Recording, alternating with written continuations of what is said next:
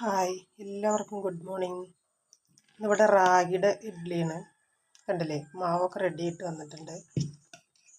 അപ്പോൾ ഇതിന് 2 കപ്പ് റാഗി ആണെങ്കിൽ 1/2 കപ്പ് ഉഴുന്ന് ഇളവിൽ വെള്ളത്തിലിട്ടിട്ട് കുതിർന്നതിന് ശേഷം അരച്ച് വയ്ക്കുക.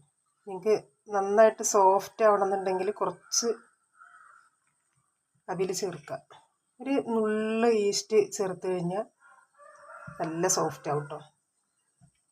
കണ്ടല്ലേ, നമുക്ക് ഈ ഷുഗറൊക്കെ ഉള്ള ആളുകൾക്ക് ഇത് നല്ല ഇതാണ്. ഇത് ഉണ്ടാക്കണം നോക്കിക്കോളൂ.